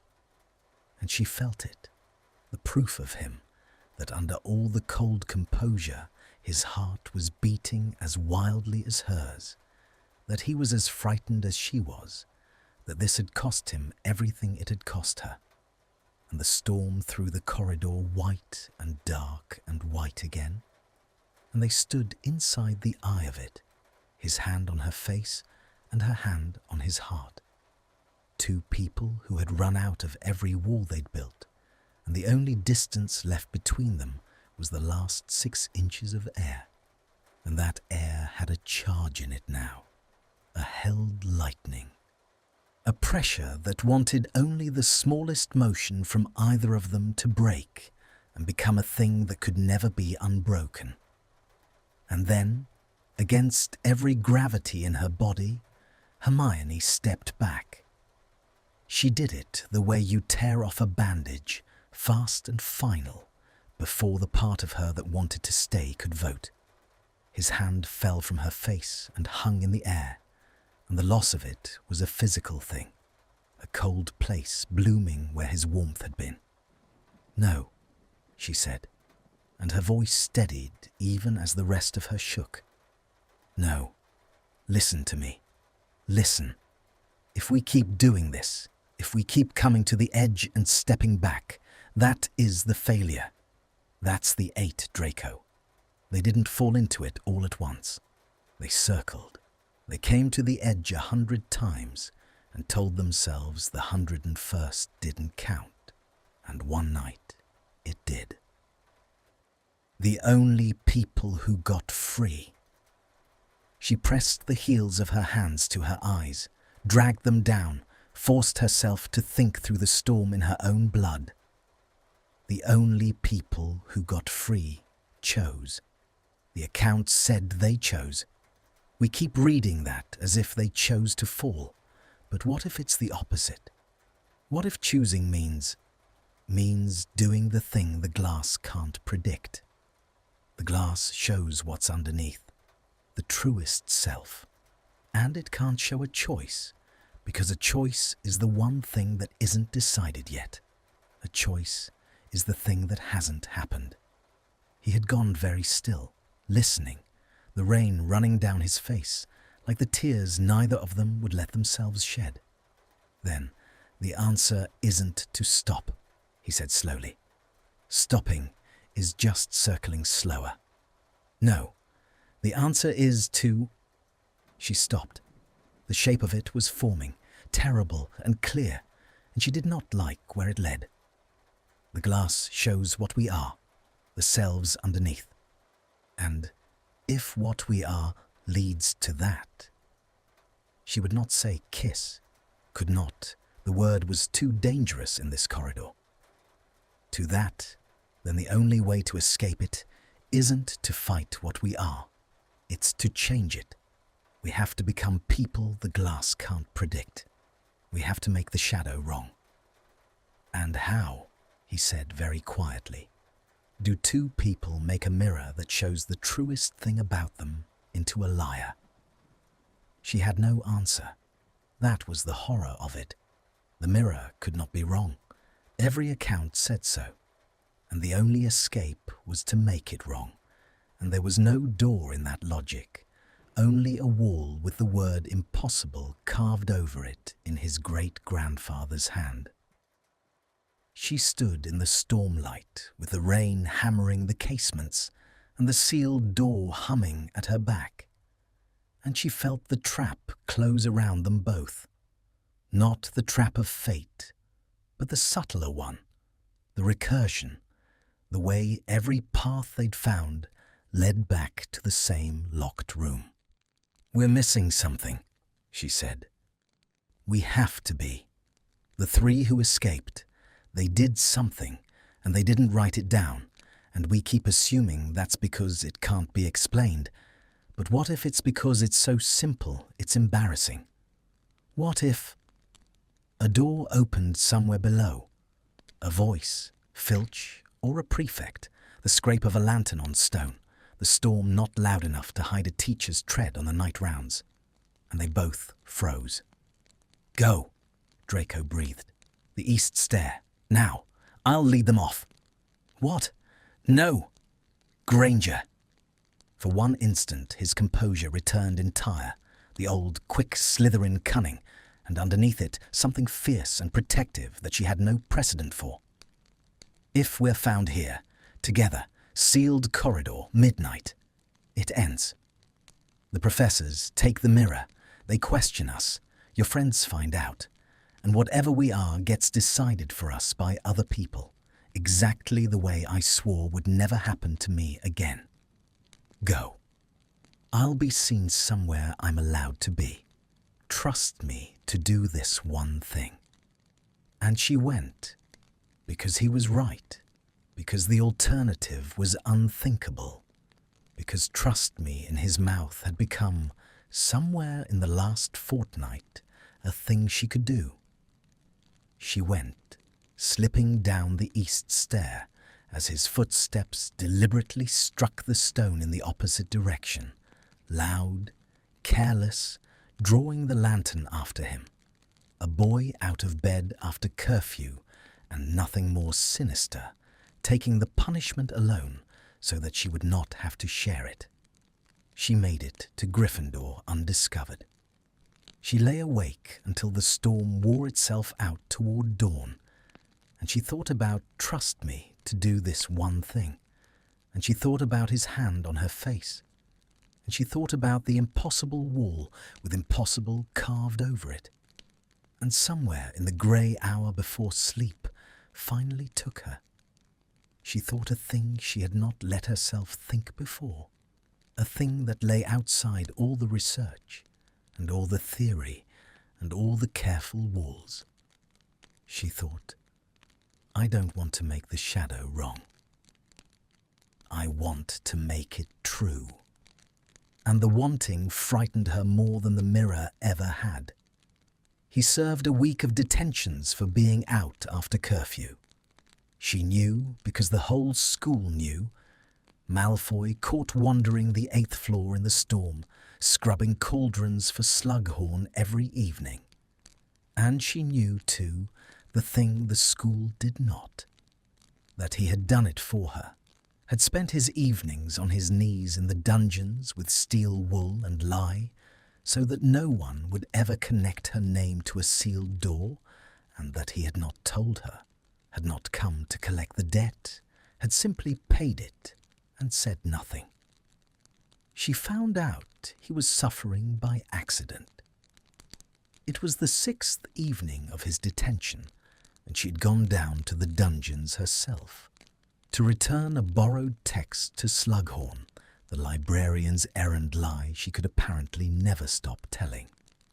And through the half-open door of the potion store, she saw him, alone, sleeves pushed back, scrubbing a vast iron cauldron in the green light. He did not see her. And so she saw what he did not perform for anyone, the exhaustion in the line of his back, the way he stopped between cauldrons to press the heel of his hand against his eyes, the silver ring catching the lamplight as his hand shook, just slightly, with more than fatigue. She saw the boy underneath the boy, the one the glass had shown her, the gentle one on his knees in the dark, paying for her safety and asking nothing, and unbearably, achingly alone. And Hermione Granger, who had sworn on a stormlit landing that the only way to escape the glass was to stop, stood in the dungeon doorway with a borrowed book clutched to her chest, and felt the last wall inside her give way entirely, felt the curtain she'd hung in front of the truth tear from top to bottom, and understood, with a calm that was almost grief, that she was not going to stop, that she had never been going to stop. That every careful argument she'd made about circling and falling, and the 8 who failed, had been the most elaborate lie of all. A lie told to herself, to keep from admitting the simplest thing in the world, that she had stopped wanting to escape and started, somewhere in the dark and the rain and the candlelight, to want him instead. He looked up. He saw her in the doorway, and whatever was on her face, the torn-down walls, the surrender, the thing she had finally stopped hiding, he went utterly still, the steel wool slipping from his fingers into the cauldron with a small, soft splash. And he rose slowly to his feet in the green dungeon light. And he said her name like a question, like a prayer, like a man who has spent a week on his knees and looked up to find the one thing he had not let himself ask for, standing in the doorway looking back. Hermione. He had never said it before. Not her given name, not without the surname's armour around it, not soft like that. It came out of him in the green dungeon light, and she stood in the doorway with the borrowed book pressed to her chest like a shield she no longer believed in, and she did not run. "You've been doing this all week," she said. "For me, it's nothing. It's your hands." She crossed the threshold, slowly, the way he had come down the storm-lit corridor, a person moving against the gravity of their own caution. And she set the book down on the work table, and she reached out and took his right hand in both of hers, turning it up to the lamplight. The skin of his palm was raw, reddened, the lie and the steel wool having done their work, and one knuckle had split and scabbed and split again. He let her hold it. He stood absolutely still and let her turn his ruined hand in hers, as though it were the most natural thing in the world, as though they had not spent 7 years using their hands only to hurt each other. "You should have used a healing charm," she said. Her voice had gone unsteady. "I didn't want to explain the marks to Madame Pomfrey," the faint, tired ghost of his old drawl. "She asks questions. So does Slughorn. So does everyone, all the time, about everything." His fingers curled slightly within her grip, an involuntary closing, as though her hands were warm, and his had been cold for a very long time. "Easier to just bleed a little. It heals. Everything heals eventually, if you leave it alone and don't pick at it." "That's not true," she said. "Some things only heal if you don't leave them alone." And she lifted his hand and pressed her lips to the split knuckle. It was not a kiss the way the glass meant. It was something smaller and more dangerous. The press of her mouth to a wound, a tenderness with no defense left in it, and she felt him go rigid, felt the breath stop in his chest, felt the precise instant the last of his composure abandoned him. When she looked up, his eyes were closed, and his face had come undone completely, and a single muscle worked in his jaw with the effort of holding himself still, of not pulling her in, of not finishing the thing that the press of her lips had started. "Don't," he whispered. "Granger, Hermione, don't. Please, I'm trying so hard to be the one who doesn't, and you can't. If you do that, I can't." "I know." She lowered his hand, but did not release it. I didn't come here to do that. I came because I worked something out, lying awake, after the storm." She drew a breath that shook. "And I needed to tell you before I lost the nerve, because it changes everything, and I'm not sure either of us is going to like it." He opened his eyes. Whatever was in her face steadied him. He straightened by degrees, and the green light caught the exhaustion and the wanting and the wary, desperate hope, and he said, "Tell me. We've been wrong about the choice." She let go of his hand at last and stepped back because she could not think clearly while touching him, and she began to pace the narrow store the way she always did when the shape of an answer was almost in her grasp. The account said the three who escaped chose, and we've been arguing about what they chose, to fall, to stop, to fight. But we never asked the real question, which is when. When did they choose? She turned to face him. The 8 who failed, they spent their whole lives running. Looking into the glass, running from what it showed, running toward it, circling, exactly like us. They were defined by it. The mirror's future was the biggest thing in their lives, the thing they organized everything else around. Their whole existence became about the prophecy. She pressed her hands together, and the 3 who escaped stopped letting it be the biggest thing. That's the choice, Draco. The choice isn't about the kiss at all. It's about the mirror. It's about refusing to let a piece of glass be the author of your life. They chose each other, not because the glass told them to, and not in spite of the glass telling them to. They chose each other as if the glass had never existed.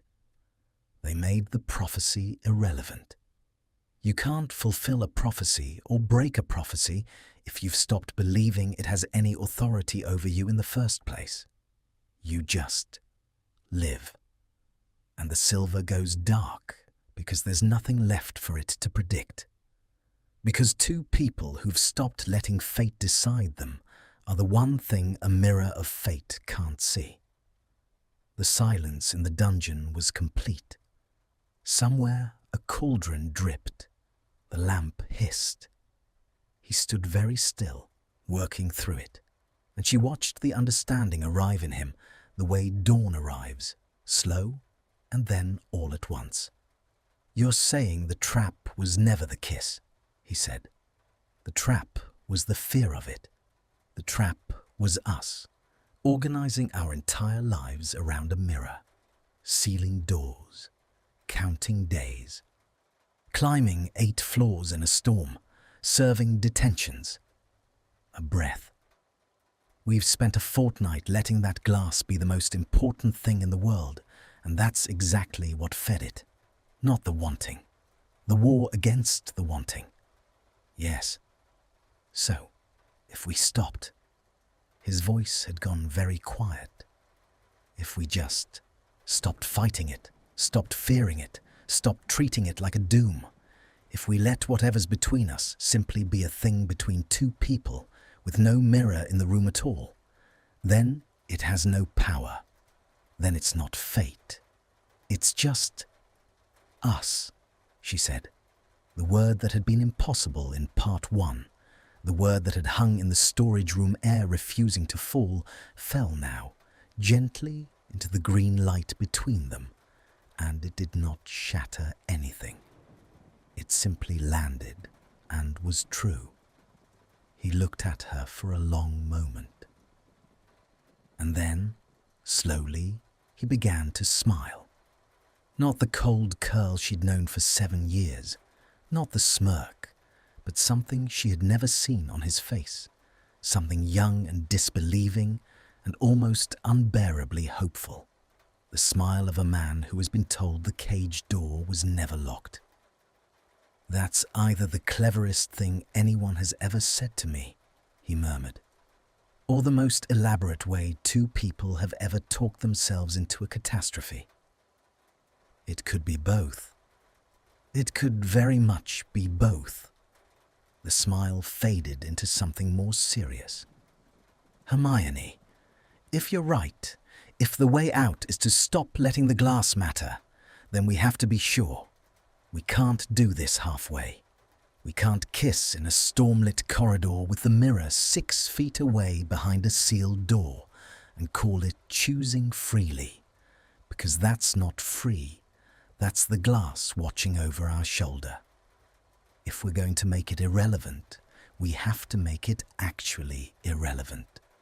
We have to be able to stand in front of the thing, the actual mirror, the actual shadows, and feel nothing. No fear, no fate, just two people who've already decided on their own, with no prophecy required. His jaw set. We have to go back, one last time, together, and look into it, not to study it, and not to break it, but to prove to ourselves that it has no hold on us at all. A cold thread of dread moved through her. That's the most dangerous thing we could possibly do. Going back is the circling. Going back is what the 8 did. The 8 went back to run. We'd be going back to stop running. He took a step toward her, and this time she let the distance close. You said it yourself. A choice is the one thing the glass can't show, because it hasn't happened yet. So let's make a choice it can't show. Let's stand in front of it and choose something it never predicted. His ruined hand rose, and this time it did not stop at the edge of her face, but came to rest fully against her cheek, warm now, the cold long gone out of him. Not the kiss, not the running, something else entirely, something that's ours and not the mirror's. She covered his hand with her own. Her heart was going like a hammer, but underneath the fear, for the first time in a fortnight, there was something steady, a floor she could stand on. What something? I don't know yet. His thumb moved across her cheekbone, and he looked at her with the whole of himself, no armor, no drawl, nothing held back. But I know I'd rather find out with you than be free of you. And that, Granger, that's the thing the glass never showed me. It showed me wanting you. It never showed me choosing to. It showed me the shadow. It never showed me the man deciding to walk toward you with his eyes open, knowing exactly what it costs, knowing your friends will hate it, and my family will disown it, and the whole world will say we've lost our minds. And doing it anyway, because I'd rather lose my mind your way than keep it any other. His voice dropped to almost nothing. The mirror showed two shadows. It never showed two people. Let's go and show it some people. The dungeon held its green hush around them. The lamp burned low. And Hermione Granger, with his hand against her face and her decision made somewhere below the level of thought, found that the fear had finally gone quiet. Not vanished, but quieted, the way a storm quiets when you stop bracing against it and simply stand in the rain. She turned her head and pressed her lips once more to his palm, not to the wound this time, but to the center of it, a promise, and she felt him shiver. Tomorrow night, she said, we go up together. We unseal it. And we look into it knowing we've already chosen, not what it wants, not the opposite of what it wants, but us. And we make the silver go dark. She stepped back and laced her fingers through his ruined ones, careful of the split knuckle, and held on. And then, Draco Malfoy, whatever's left when the mirror has nothing more to say, we find out what that is, together, with our eyes open. He looked down at their joined hands, her fingers through his, the silver ring against her skin, the small, impossible fact of it. And when he looked back up, there were no walls left anywhere in him at all, and the green light caught something bright and unguarded in his eyes that might have been the start of tears or the start of a future. And he said, very simply, together, and tightened his hand around hers as though he never intended to let go. and outside the high dungeon window, the rain had finally, after weeks of weeping, begun to ease. The next day was the longest of her life. She moved through it as though through deep water, the ordinary business of lessons and meals and friends going on around her at a distance, muffled, unreal. She sat in transfiguration and could not have said afterward a single thing that had been taught. She ate without tasting. And the whole time, beneath the surface, the decisions sat in her like a swallowed coal, warming her and frightening her in equal measure.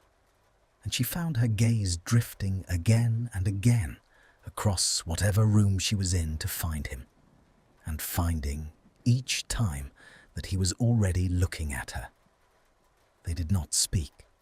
They could not in daylight, not with the world watching. But something had changed in the not speaking. It was no longer the famine of the 5 days, the brutal, averted gaze. It was its opposite. Every glance across the great hall was a held hand. Every accidental nearness in a corridor was a current passing between them. Once, on the moving staircase, the press of students brought them within a foot of each other for the space of 3 steps, and neither of them looked at the other, and his hand found hers in the crush of robes and held it for exactly those 3 steps, hidden, secret, his thumb pressing once into her palm, and then the stair delivered them to different floors and tore them apart, and she carried the warmth of it for an hour. Ron noticed something. Of course, Ron noticed. He had spent years cataloguing her moods. "You're happy," he said at dinner, and there was suspicion in it and hurt, the old complicated thing between them that the war had not so much resolved as exhausted. "You've been miserable for a fortnight, and now you're... What is it? What's happened?" "Nothing's happened. You're a terrible liar, Hermione. You've always been a terrible liar." He looked at her, and his face did something complicated, and he lowered his voice. "Is it a person?" She could not answer. The truth was too large and too dangerous, and not hers alone to tell, and the lie would not come. And she sat there, caught between them with her fork halfway to her mouth, and across the hall she felt Draco go still, felt him sense the danger the way she had learned to sense him, and she understood that this was the thing they would have to face the moment the mirror was done with them. The world, Ron's hurt face, Harry's protectiveness, the whole vast machinery of everyone's expectations, which had decided years ago who she was and who she was allowed to love, and which would not surrender that decision any more easily than the glass surrendered its shadows. "I have to go," she said, and rose, and left her dinner untouched, and felt Ron's eyes and Harry's eyes and the weight of 100 small assumptions follow her out of the hall. They met at the foot of the 8th floor stair at midnight. The storms had passed. The night was clear and cold, and a hard white moon stood over the castle and laid its light in long bars through the windows, silvering the dust, turning the corridor into a thing of black and pale, all the warm gold of candlelight stripped away. He was waiting for her in one of those bars of moonlight, and he was not soaked this time, not exhausted, not on his knees. He stood straight, dressed in dark robes, his pale hair almost luminous in the cold light, and when he saw her, his whole body turned toward her, the way a compass turns north. "You came," he said. "I said I would. People say a great many things they don't do." But the relief in his voice undid the words. He held out his hand, and she took it, and his fingers laced through hers, warm in the cold corridor, the silver ring a familiar chill among them. And they stood for a moment, simply holding on. Two people at the foot of a stair, gathering the courage for the thing at the top of it. "Are you afraid?" "Yes," she said. "Aren't you?" "Terribly." A faint smile. "But not of the mirror. I worked that out today, somewhere around the 3rd hour of pretending to listen to Slughorn. I'm not afraid of the glass anymore. I'm afraid of after. Of what we are when there's no prophecy to hide behind, no research to do, no reason to meet in dark libraries except wanting to." His thumb moved over her knuckles. "The mirror's been a kind of permission, hasn't it? A reason. We have to meet, it's about the glass. And tonight we take the glass away, and then it's just me. Wanting to find you in the dark for no reason at all except that I want to. And I don't know if you'll want that once the danger's gone. Once it's only ordinary." He looked away, up the stair toward the sealed door. "Danger makes everything feel like fate. I'm afraid that without it, you'll look at me in plain daylight and wonder what on earth you were thinking." She turned his face back toward her with her free hand. The same gesture, the shadow's gesture, made flesh and chosen, and held it there in the cold moonlight. "Then let's find out," she said. "That's the whole point, isn't it? We stop letting the mirror decide, and we find out for ourselves. So let's go up, and let's make the silver go dark, and then let's stand in an ordinary corridor with no danger and no fate and nothing forcing us, and see what's left." Her voice gentled. "I'm not afraid of ordinary, Draco. I've wanted ordinary my whole life. I've never had ordinary.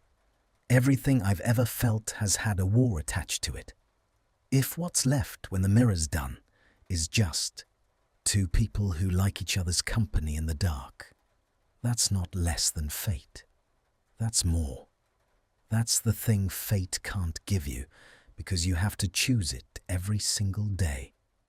He looked at her for a long moment, and then he brought their joined hands up and pressed his lips to her knuckles. The mirror of what she'd done in the dungeon. A promise answering a promise. And he said, "Together then." And they climbed. The door's new seal yielded to his wand. He had set it. He could unmake it. And he did. The wax cracking, the glyph dimming, the hum dying away. And the door swung inward on the cold storage room with its shrouded shapes and its dust gone silver in the moonlight. And there, against the far wall, beneath its sheet, the mirror waited. They crossed to it together. They did not let go of each other's hands. "Ready?" he asked. "No," she said. "Do it anyway." And he reached out with his free hand and drew the sheet away. The glass was black. Blacker than the dark around it, a hole cut in the world. And for a moment, it showed nothing at all. And then, as their eyes adjusted, as the two of them came to stand before it, side by side with their fingers laced together, the shadows rose. Hers, his, pouring up out of the dark like smoke remembering a shape. And there they stood, the two essences, the truest selves. And Hermione braced for the kiss, braced for the lifted hand and the rising onto toes, braced to watch fate play itself out one final time. But the shadows did not kiss. They stood, side by side, hands joined, exactly as she and Draco stood, two darknesses holding on to each other and facing forward, facing out, facing the two living people who looked in at them. And where before her shadow had reached for his, with that starved, unhesitating hunger, Now it simply held his hand and stood beside him, and was still. And the stillness was not emptiness. It was peace. It was the particular quiet of a thing that has stopped being a question and become an answer. "It changed," she breathed. "Draco, it changed. It's not showing the kiss. It's showing this.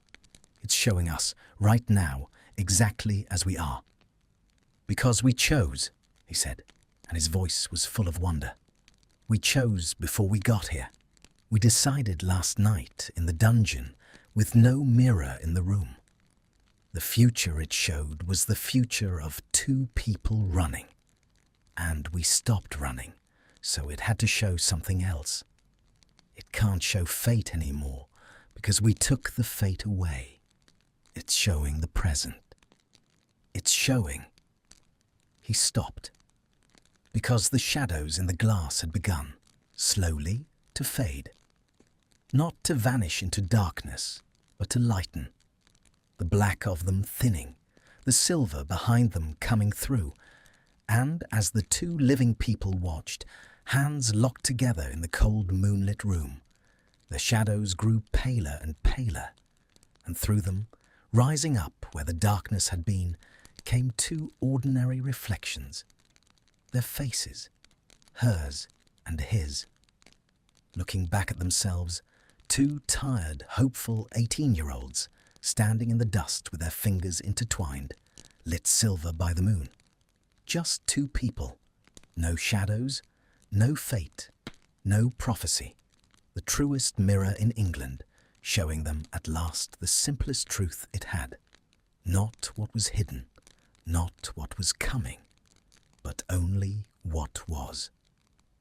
"The silver went dark," Hermione whispered and laughed, a broken, disbelieving sound, tears standing in her eyes.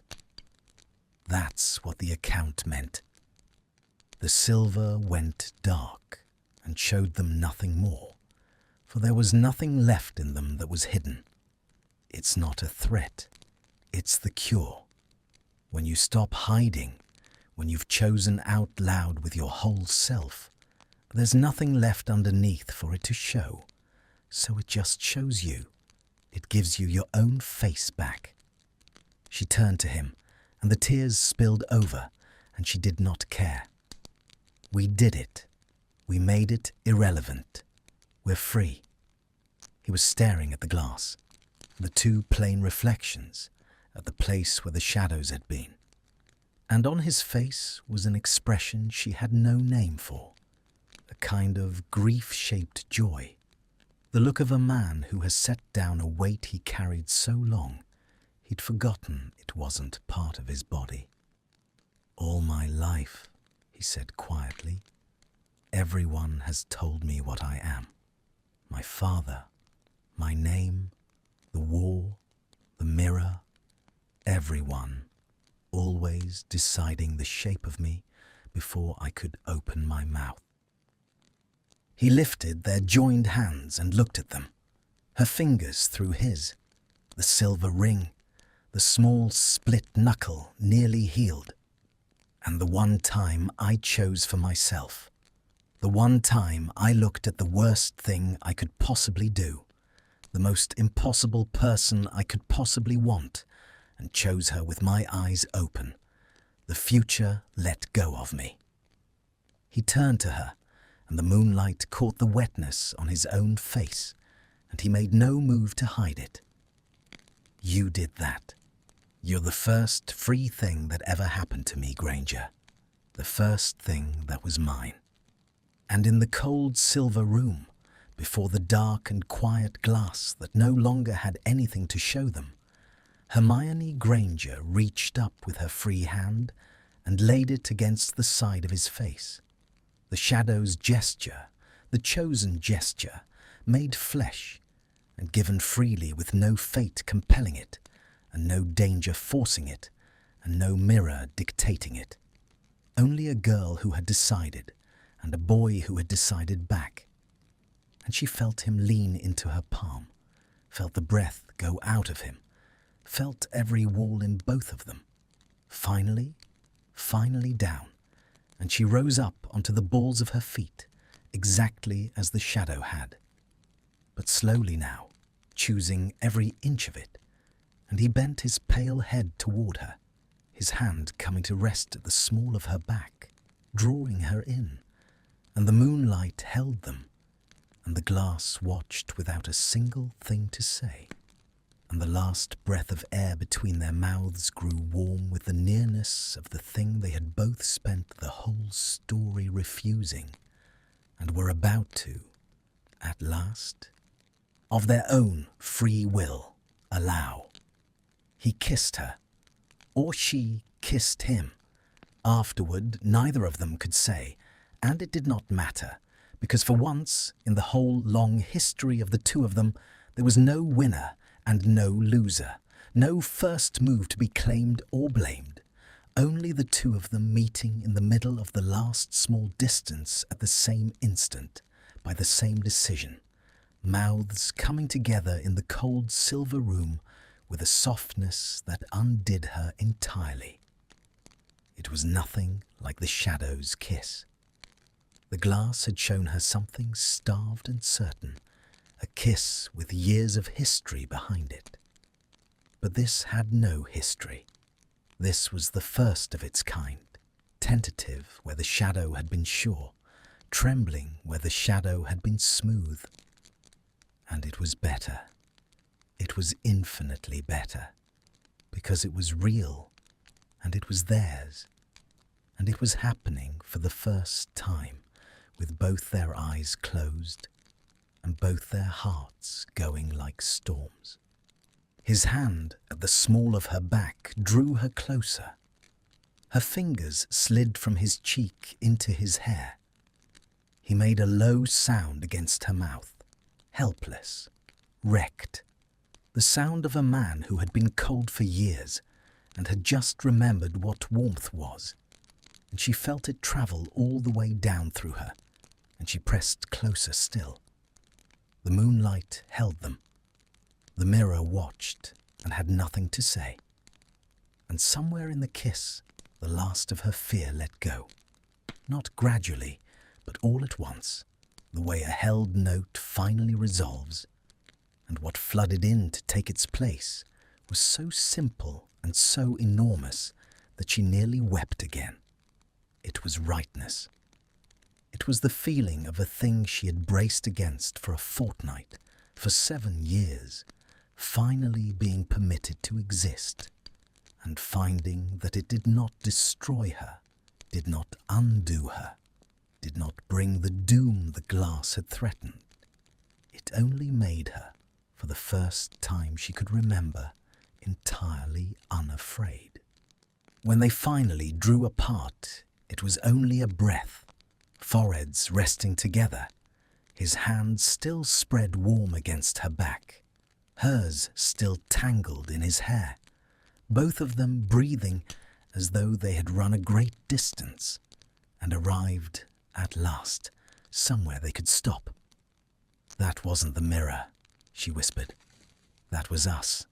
That was ours." "That was ours," he agreed, and she felt him smile against her, felt it in the change of his breath. "The mirror never showed me that. It showed me the kiss. It never showed me this. The being allowed to want it, the choosing it, the after." He pulled back just enough to look at her, and his face in the moonlight was open and undefended, and so young, stripped of every armor he'd ever worn. "I don't have any walls left, Granger. You should know that. You've taken all of them. I don't know what I am without them. I've never tried."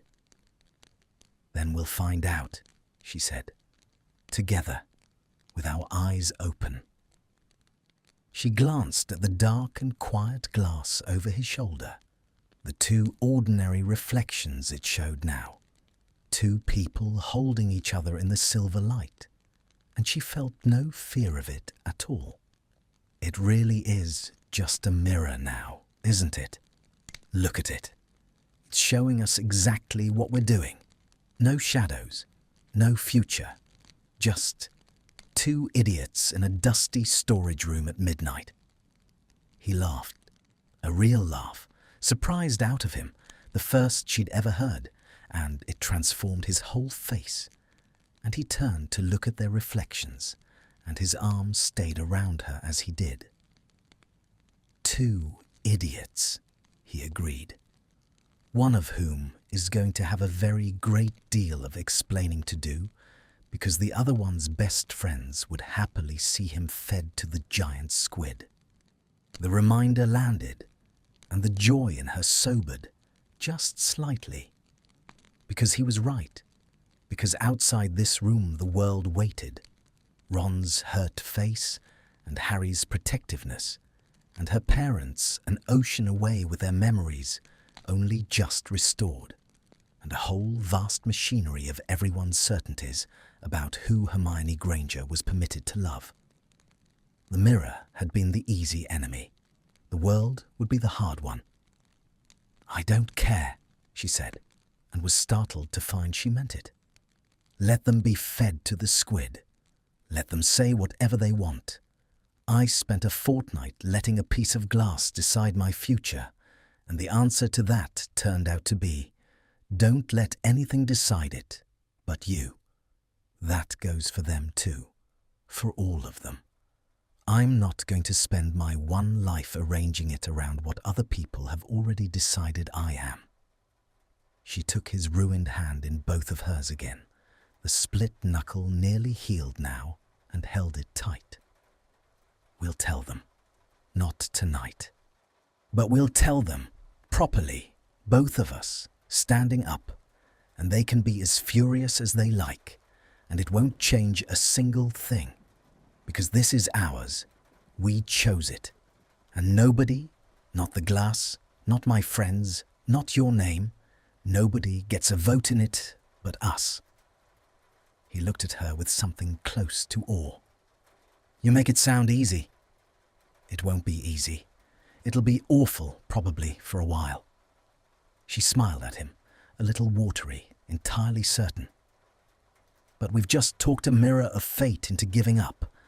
I think we can manage Ronald Weasley. They did not, in the end, stay long in the storage room.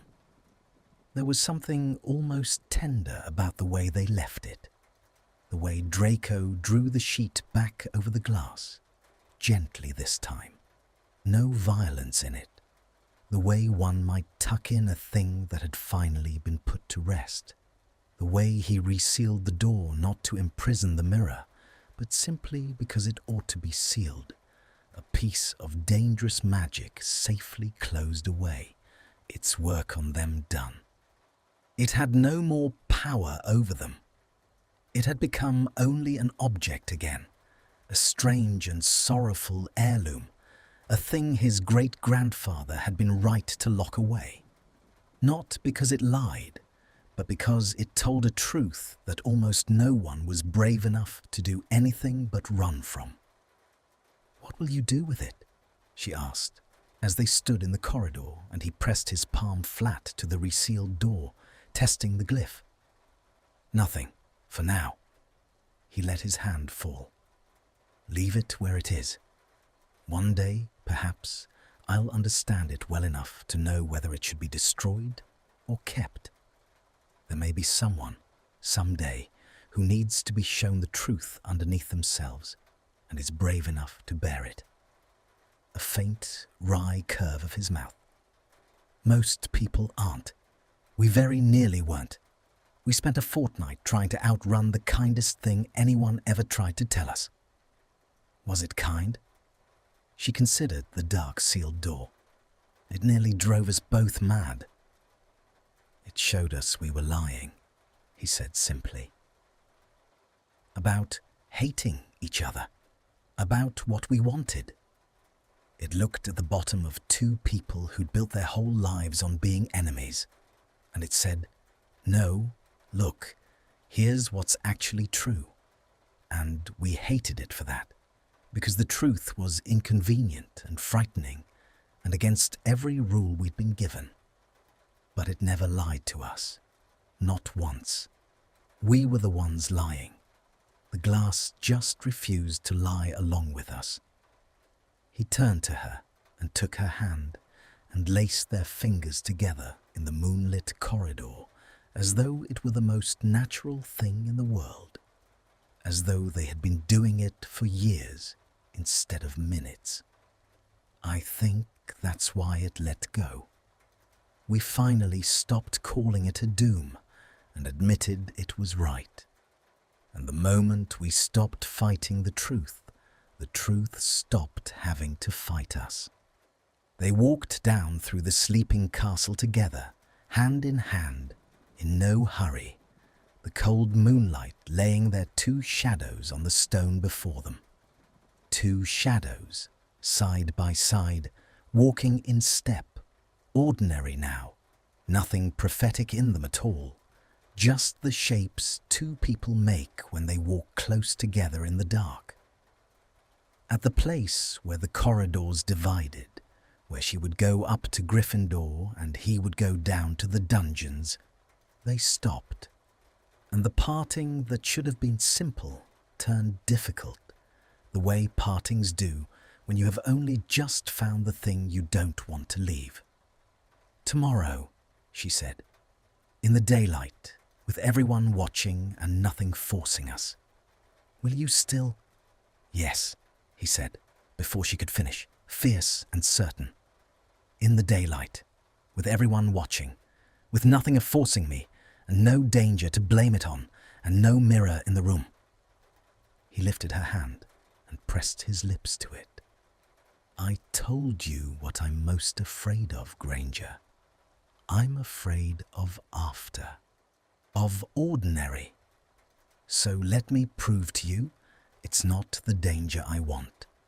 Let me find you at breakfast, in front of the whole school, in the plainest, most undramatic light there is, and let me sit down next to you with everyone staring, and let that be the answer.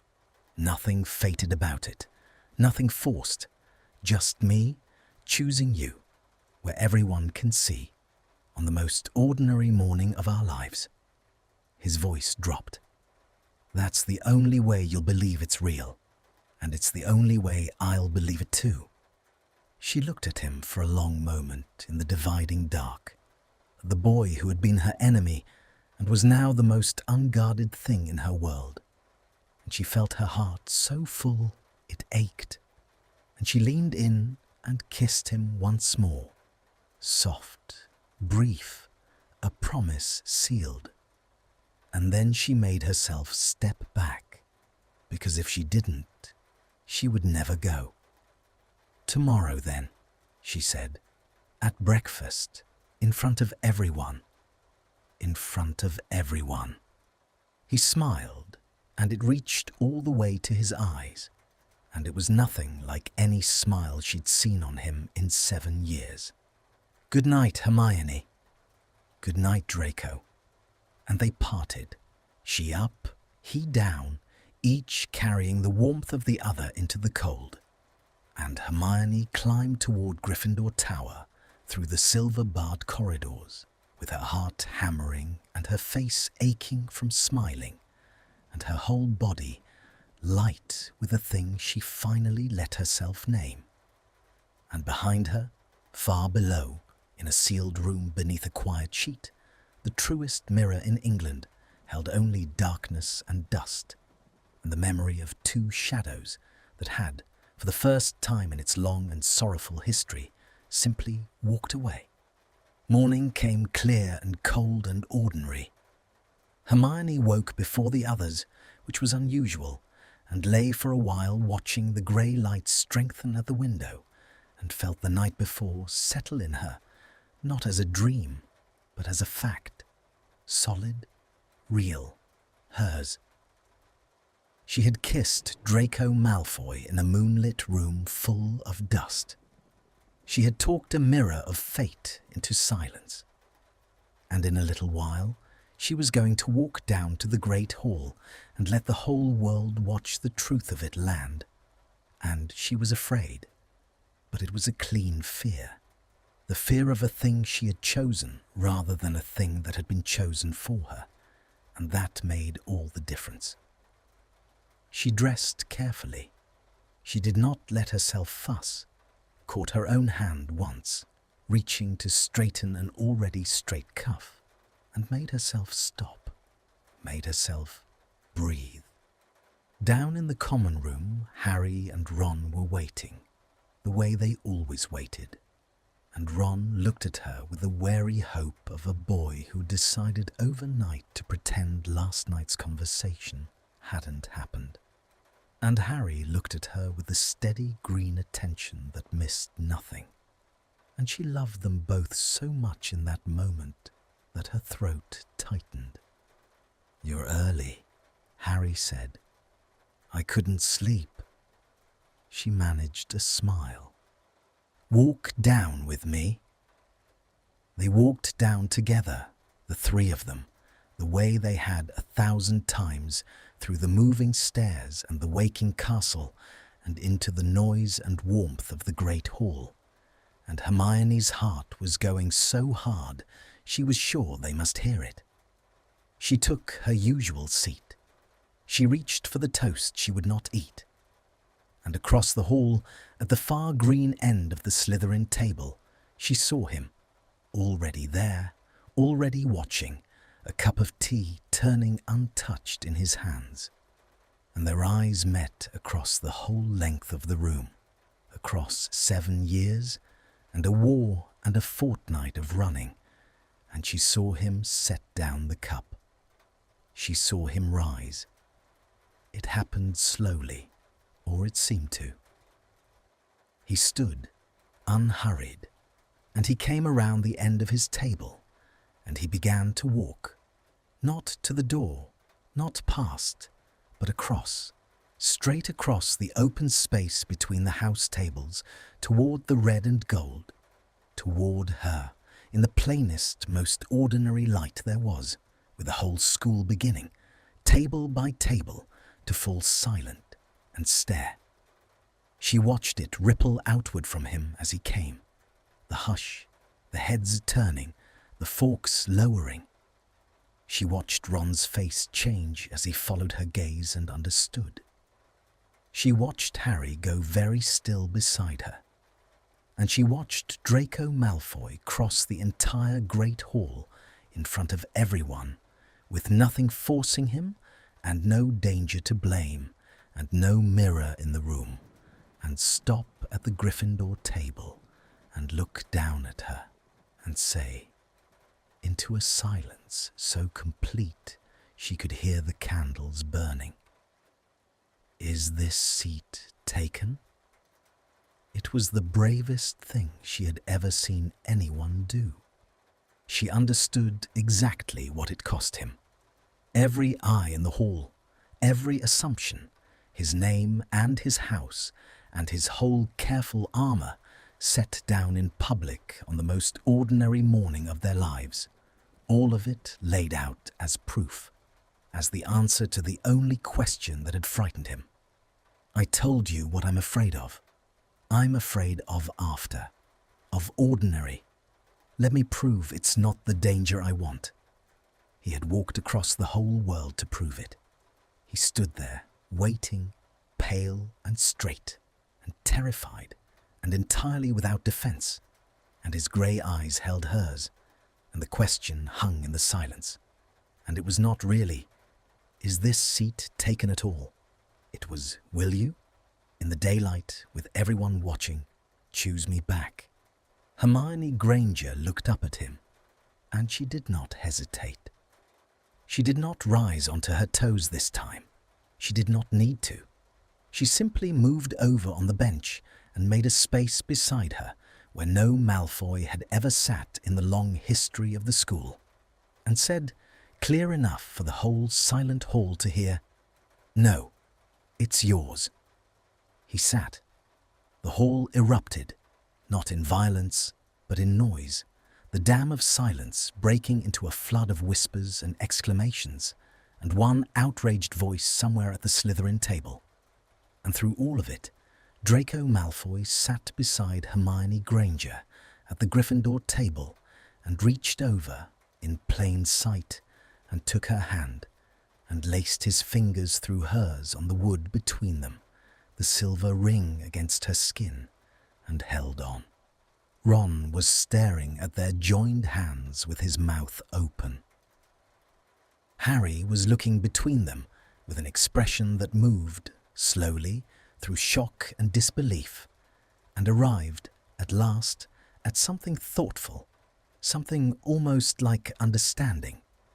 Because Harry, of all of them, knew most about being decided for, about prophecies and expectations, and the long fight to be the author of your own life. And Hermione saw the moment he recognized it in her face, the moment he chose, for her sake, to try. "Malfoy," Harry said carefully. "Potter.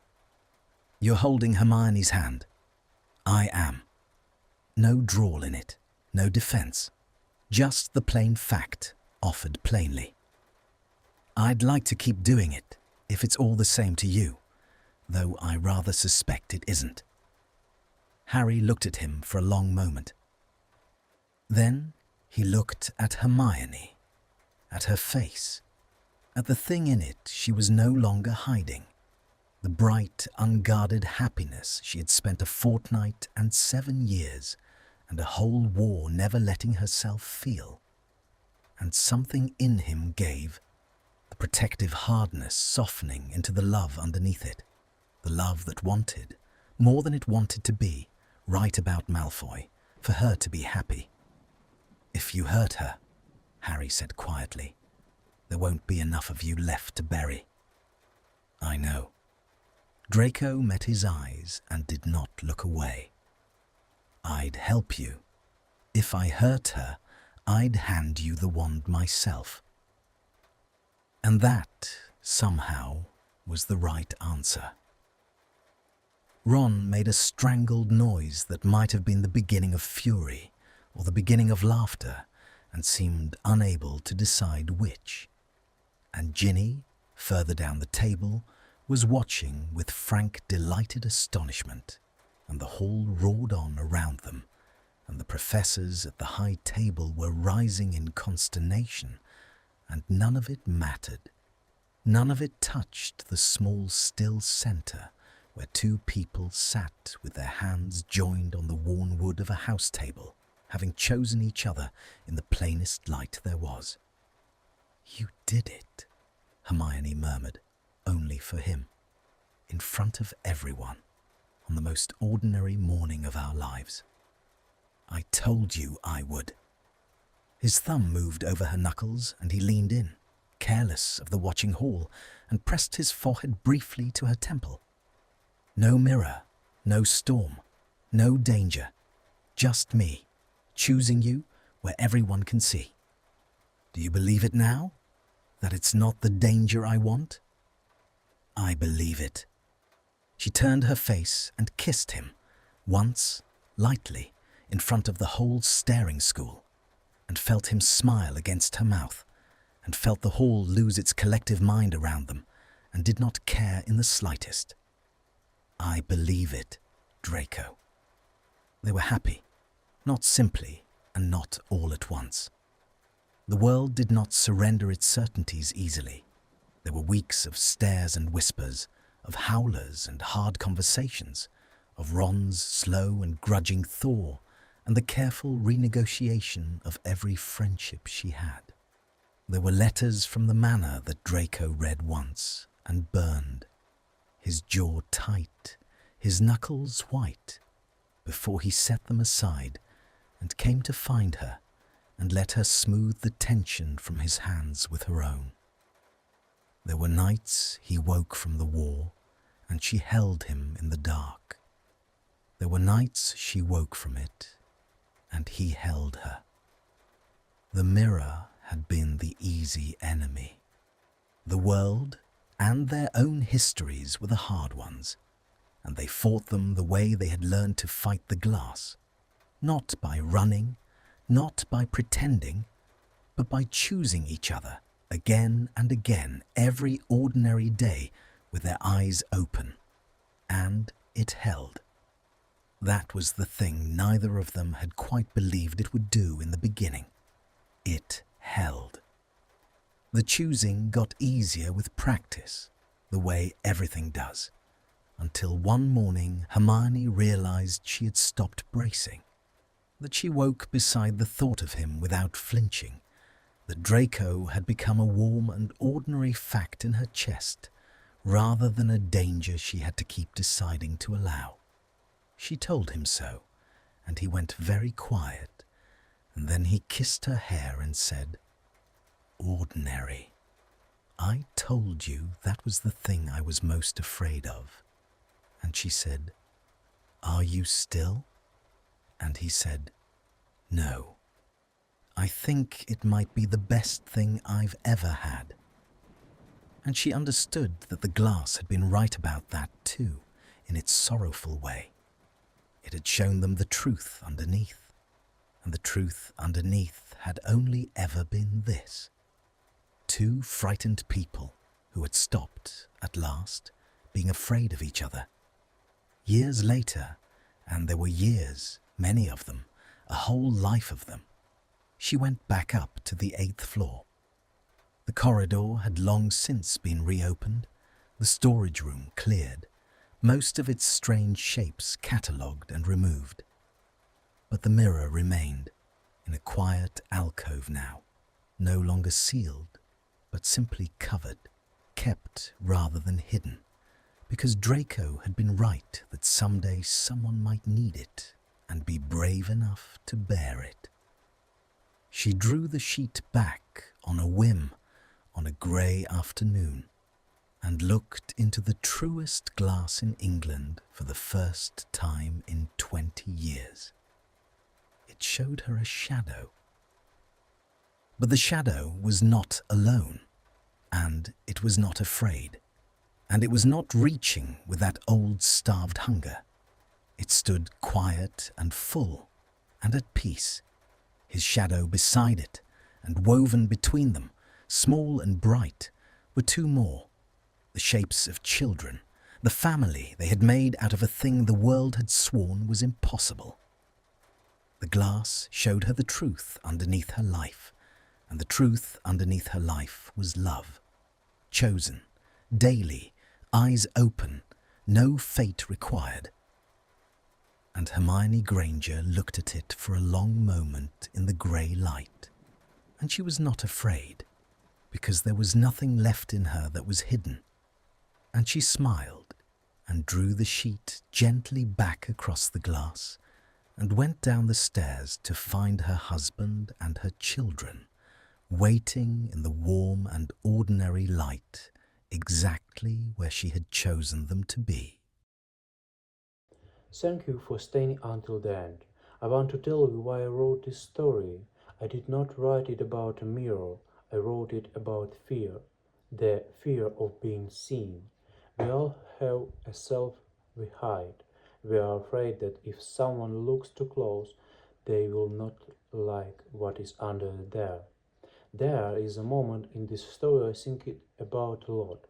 Hermione looks into the glass and says her shadow wasn't afraid. She says, "It reached for you." That line is the whole story for me. Most of us want something and we are too scared to reach. While I was writing, I kept thinking one thing. We spend so much time running from the truth about ourselves. We call it danger, we call it impossible, but often the truth is just love, waiting for us to stop fighting it. So, what is the lesson? The mirror was never the enemy, the fear was the enemy. Draco and Hermione did not win by breaking fate, they won by choosing, every day, with their eyes open. That is the real magic, not the glass, the choice. You do not need a prophecy to love someone. You just need to be brave enough to reach. Thank you for listening. I will see you in the next story.